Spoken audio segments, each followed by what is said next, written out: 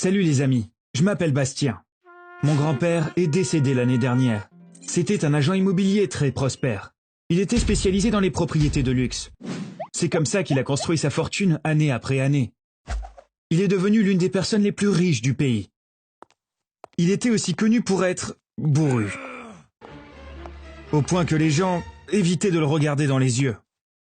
Je l'ai rarement vu sourire. C'était un homme bon, mais il avait mauvais caractère. Il est devenu encore plus irritable après la mort de ma grand-mère. Il semblait essayer de faire passer la douleur de la perte de sa femme depuis 50 ans sur les gens qui l'entouraient. Mon père a 2 frères. Ils ont chacun un enfant, et sont aussi des garçons. Mon grand-père a donc 3 fils et 3 petits-fils. Il a acheté 4 maisons à côté l'une de l'autre. Il vivait dans l'une d'elles, et ses enfants vivaient dans les autres. On vivait dans la maison la plus proche de mes grands-parents. La première chose que je faisais chaque matin, c'était leur rendre visite. On prenait toujours le petit déjeuner ensemble. On avait un lien particulier. Contrairement à mon grand-père, ma grand-mère était très affectueuse. Elle me disait toujours « Bastien, tu es un bon garçon. Tu es notre petit-fils préféré. Je veux que tu le saches. Ton grand-père ne parle pas de ces choses-là. Mais tu peux être sûr qu'il pense la même chose à propos de toi. » Contrairement à moi, mes cousins n'allaient jamais les voir. Une fois, mon cousin aîné Mathieu a dit « Je n'ai jamais rencontré quelqu'un de plus odieux que grand-père. Si je le vois dans la rue en rentrant chez moi, je passe par le jardin, juste pour l'éviter. » Mon autre cousin Ben n'aimait pas mon grand-père non plus. Il le disait à ses parents et à moi, dès qu'il en avait l'occasion. Même si mon grand-père était incroyablement riche, la seule chose qu'il a faite pour ses enfants fut de leur donner à chacun une maison. À part ça, il n'a jamais donné d'argent à ses fils. Mais mon père ne s'en est jamais plaint. Il me disait toujours, « Ton grand-père a toujours voulu que ses enfants se débrouillent seuls. Je lui en suis reconnaissant. C'est une bonne chose. » Mes cousins se moquaient du fait que je m'entende avec mes grands-parents. Ils disaient, « Ils nous donnent toujours les mêmes cadeaux pour nos anniversaires. » C'est comme ça qu'on sait que ton léchage de bottes avec grand-père ne fonctionne pas. Ça me dérangeait quand ils disaient des trucs comme ça. Mais j'ai fini par réaliser qu'ils le disaient juste parce qu'ils étaient jaloux de moi. La perspective que mon grand-père me laisse sa fortune les mettait mal à l'aise. En fait, ils en avaient peur. Peu de temps après, mes soupçons sur mes cousins se sont avérés vrais. On a diagnostiqué un cancer du poumon à mon grand-père. J'ai été la première personne à qui il l'a dit. Un matin, je suis allé lui rendre visite. Comme toujours, il avait mauvaise mine. Il n'avait visiblement pas dormi. Il m'a montré ses radios pulmonaires. Je vais bientôt rejoindre ta grand-mère. Je devrais en être heureux, mais en fait, j'ai peur. Est-ce que ça fait de moi un mauvais mari ? Demanda-t-il. Ce jour-là, j'ai vu son côté humain pour la première fois. Ce vieil homme bourru auquel nous étions habitués avait été remplacé par un vieil homme gentil qui avait peur de mourir. Après avoir appris la maladie de mon grand-père, mes cousins ont commencé à lui rendre visite tout le temps. Mathieu, qui avant l'évitait, a commencé à lui rendre visite plusieurs fois par jour. Au début, je pensais qu'ils avaient changé d'attitude parce qu'ils étaient très tristes qu'il soit malade. Mais rapidement, leurs véritables intentions furent dévoilées. Ils voulaient avoir une partie de la fortune de leur grand-père. Un soir, Ben m'a appelé. Il m'a dit « Il faut qu'on parle ». Quand je suis arrivé au café où on devait se voir, Mathieu était là aussi. Je me demandais ce qui se passait. Mathieu s'est directement lancé. « Bastien, est-ce que grand-père a déjà rédigé son testament ? Tu sais comment il va diviser l'héritage ?» J'étais choqué. Ça m'a tellement perturbé. Pendant qu'il luttait contre le cancer, mes cousins en avaient après son argent. J'en ai aucune idée. Et je m'en fiche, ai-je dit. En fait, je trouve ça vraiment étrange que ce soit à ça que vous pensiez. Je ne pense pas que ce soit correct, ai-je poursuivi. Ben m'a dit, bien sûr, t'es pas inquiet toi. Tu as fait tout ce que tu as pu pour t'entendre avec grand-père. Et nous alors ? Comment on va avoir notre argent ? Je n'ai pas aimé la façon dont il parlait. De quoi tu parles ? J'aimais grand-mère et j'aime grand-père. C'est pour ça que j'ai toujours eu une bonne relation avec eux. Mathieu a dit, je suis vraiment curieux de savoir ce que tu pourrais aimer chez grand-père. Tu peux pas nous avoir, on sait ce que t'es en train de faire. Tu crois qu'on est bête ? C'en était trop.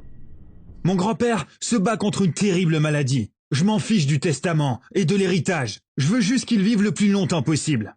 Je me fiche de ce que vous pensez. Vous me faites penser à des vautours, ai-je dit, et je suis parti. J'aurais aimé ne plus jamais revoir leur visage après ça. Malheureusement, ce n'était pas possible.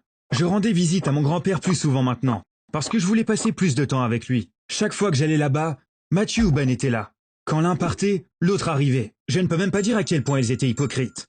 Grand-père, je t'ai fait du café. Grand-père, je t'ai apporté un oreiller pour que tu sois à l'aise.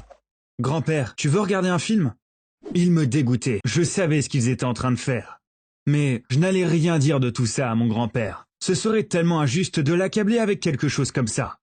En fait, mon grand-père semblait heureux de ce qui se passait. C'était bizarre, mais il discutait toujours avec eux.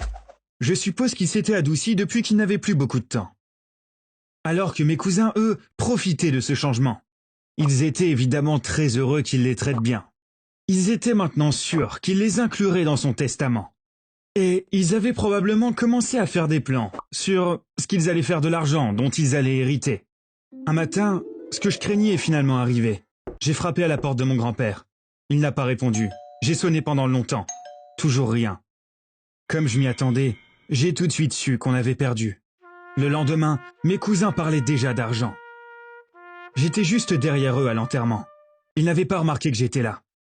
Mathieu a dit, le notaire vient d'appeler mon père. Il a dit à toute la famille de venir à son bureau demain. Il va lire le testament de grand-père.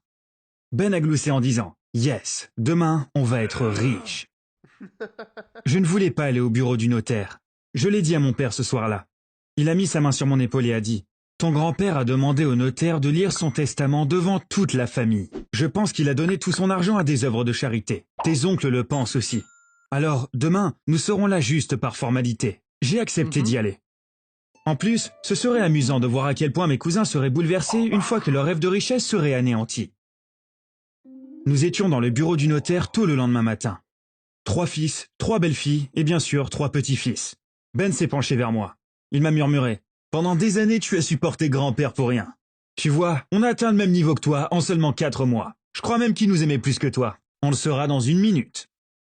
Quand le notaire a sorti le testament, j'ai regardé Mathieu et Ben. Ils étaient tout excités. Le notaire a commencé à lire le document. Ma chère famille, en ce moment, je suis avec ma femme bien-aimée. Je ne pense pas qu'un vieil homme de mauvaise humeur comme moi vous manquera. Je ne prendrai pas beaucoup de votre temps avec cette stupide affaire de testament. Rentrons dans le vif du sujet. Vous savez, la vie a été très généreuse avec moi, et j'ai amassé une immense fortune. Mes chers fils, je ne vous ai pas laissé vivre une vie de riche, parce que je voulais vous voir vous débrouiller seul. Vous m'avez bien compris, et avez tout fait tout seul. Je ne pense pas que vous ayez besoin de plus d'argent. Continuez sur votre lancée. Je vous aime beaucoup, vous et mes belles-filles. Après que le notaire ait lu tout ça, j'ai vu mon père et mes oncles sourire. Mon oncle aîné a dit, comme on s'y attendait de la part de papa, tu ne nous as pas surpris. Nous t'aimons aussi. Notre cher papa, repose en paix. Pendant ce temps, Mathieu et Ben retenaient leur souffle, attendant, en silence. Le notaire continuait à lire le testament. Après avoir appris ma maladie, mes chers petits-fils, Mathieu et Ben, se sont souvenus qu'ils avaient en fait un grand-père. Je dois avouer que c'était très divertissant de vous voir vous jeter sur moi pour obtenir une part de l'héritage. Je suppose que vous m'avez pris pour un vieil homme naïf. Évidemment, je n'ai rien dit parce que je sais que je ne suis pas facile à vivre. Je considère que c'est une punition suffisante que vous ayez agi comme si vous m'aimiez bien. Les parents ont commencé à rire quand ils ont entendu ça. La mère de Mathieu a dit « Regarde ces petits diables, nous n'étions même pas au courant, ils en ont après l'héritage. » Mathieu et Ben sont devenus rouges vifs. N'importe quoi, on s'occupait de grand-père parce qu'il était malade, a-t-il dit à tout le monde, mais il savait que c'était complètement faux. On a presque fini, dit le notaire. Et il continua à lire. Et enfin, mon cher petit-fils Bastien, tu as été proche de ta grand-mère et de moi depuis le jour où tu as commencé à marcher. Je sais que je ne t'ai pas accordé assez d'attention, mais tu es un bon garçon. Je sais que tu me pardonneras. Même si je sais que tu nous as aimés sans rien attendre en retour, je veux quand même te faire un cadeau. Quand tu auras 18 ans, je veux que tu utilises la moitié de ma fortune pour créer une fondation et la diriger. Cette fondation devra fournir des bourses aux enfants pauvres et veiller à ce qu'ils reçoivent une bonne éducation. L'autre moitié de ma fortune est à toi. Je n'ai qu'une seule condition. Ne donne rien à Ben et Mathieu pour qu'ils comprennent la leçon. Pour moi, c'était totalement inattendu. J'étais si fier que mon grand-père me confie la responsabilité de diriger une telle organisation. Et je n'aurais pas à travailler grâce à l'argent qu'il m'a laissé. Et donc, je pourrais consacrer tout mon temps à la fondation. Il va sans dire que ce jour-là a été une énorme déception pour mes cousins. Il leur a fallu beaucoup de temps pour s'en remettre. Maintenant, ils étudient tous les deux pour entrer à l'université. Mon grand-père disait toujours, « Il n'y a pas d'ascenseur qui mène au succès. On ne peut l'atteindre qu'en montant les escaliers pas à pas. » Oui, on ne peut rien gagner facilement en prenant un raccourci. Mon grand-père nous l'a montré d'une manière très efficace. Je me souviens de lui avec gratitude et respect.